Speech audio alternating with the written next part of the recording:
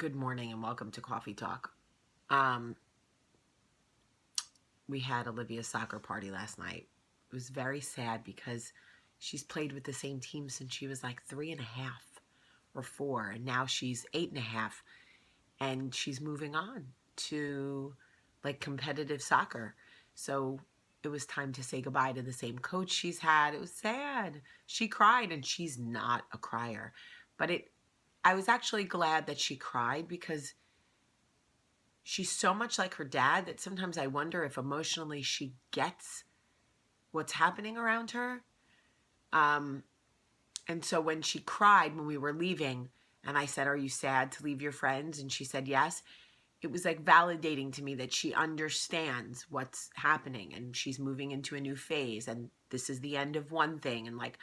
And I told her it was totally normal to cry, and we would see the girls over the summer, but it was nice. So after my video yesterday, I got so many messages about what to do when the pain and the manipulation is coming from somebody in your own family. It is so hard to know where to set boundaries when it is, say, your own mother.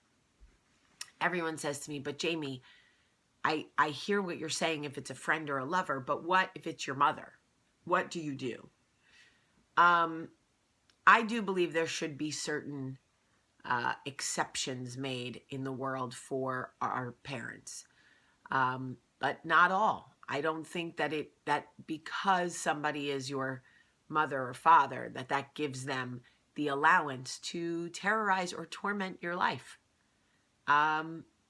If anything, they should be the last ones doing it. So while I think that there should be some grace extended, yes, I certainly have done it in my own home with my own mother.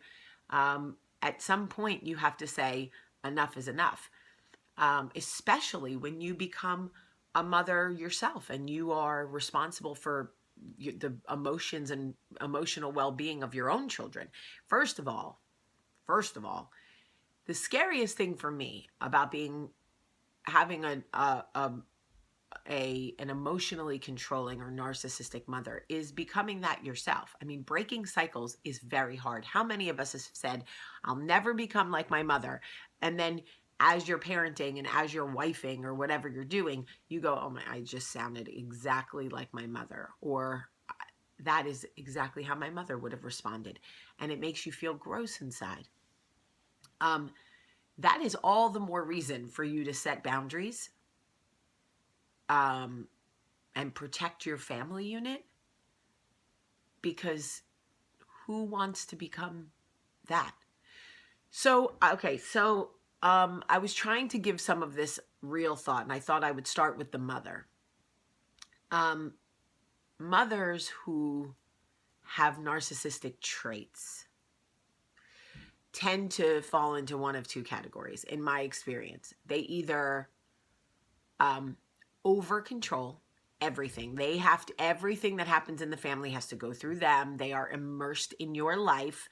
They have conversations about you with people in your space that they shouldn't be having. Conversations about you with your siblings, with your spouse, with your children. This is not okay. It is not okay for your mother to call your husband and speak badly about you behind your back. It is not okay for your mother to constantly be having conversations about what she does not like about you or your life or your choices with your siblings. No. And it is definitely not okay for your mother to have conversations about you in any negative way, shape, or form with your children, because that is when my head would right off like I was on Oprah's Favorite Things, and my guts would just be spurting out, and like seriously, they would have to commit me somewhere because I would probably go to jail. That's real. Okay?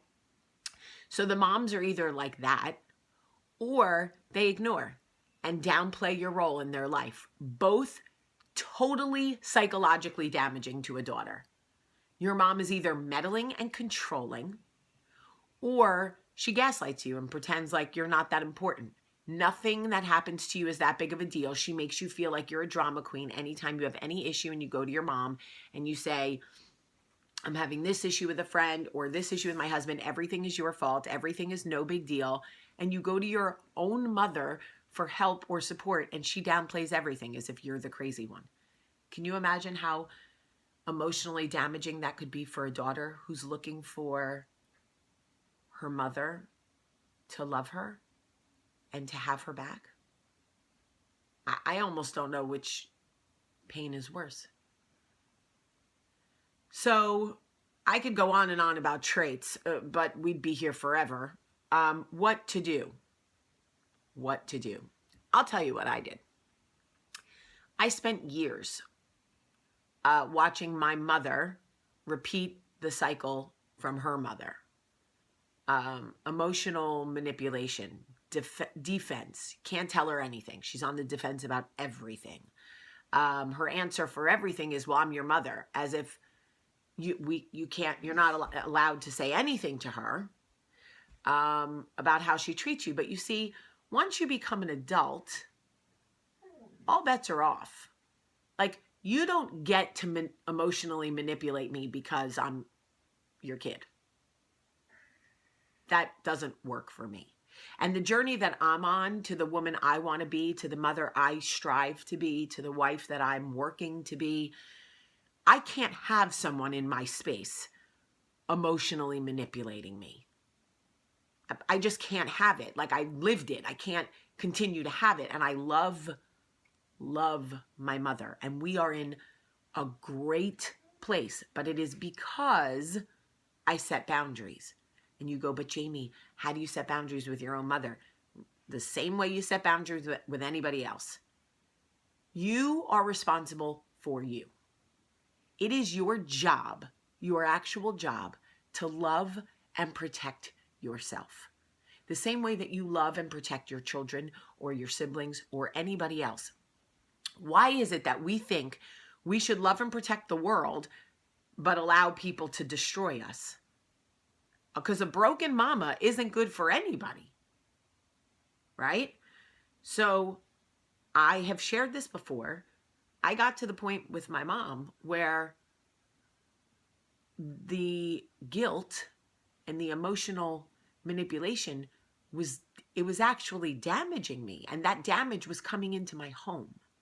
It was seeping into my parenting and my marriage. And I kept allowing it because she was my mom. Even more so because I don't have a dad. Even more so because I feel guilty because I don't have a father, because she's my only parent. And I was going on and on and on in my head about what I should allow and put up with and tolerate because I only have one parent. The thing is, I know my mother's heart and I know how much she loves me. And I know that she doesn't want to be that way. She just doesn't have the tools to fix it because she was subjected to it for so long. She only knows one way. So I thought, okay, I know her intent. She loves me. She doesn't want to be this way. So setting healthy boundaries for her will actually be beneficial for her as well. Like parenting, when we say this is going to hurt you a lot more than it's going to hurt. No, this is going to hurt me a lot more than it's going to hurt you. Same thing. So I did it one day. I said, I'm done. Boundaries. You cross them, we're done. She crossed them, we were done. We didn't speak for almost 4 months. It's the longest I've ever gone not talking to my mother. And remember, I don't have a father. And my mother-in-law thinks I'm an alien. I'm just kidding. She loves me. But you know what I mean. Like, it's not my mom. It's like different. So I felt like, out on an island by myself. But I did it because protecting my peace and the peace of my family is more important to me. I will stop at nothing to protect what I am building. Nothing. Yes, I felt guilty. Yes, it made me sad at times. It was also empowering to go, no, I'm grown. And you are not going to manipulate me and make me feel guilty. I can't allow it. The relationship is not fulfilling for me. It is not fun for me. I'm not enjoying it. I am running from it. If someone truly loves you and you set boundaries to protect yourself to protect your peace and they don't respect them,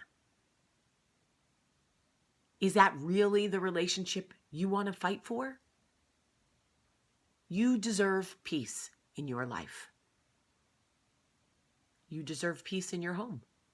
You deserve to not have your mother talk bad about you to anybody. My mother and I are great now, and it's because I set boundaries, and it's because she's working hard to respect them. That is effort.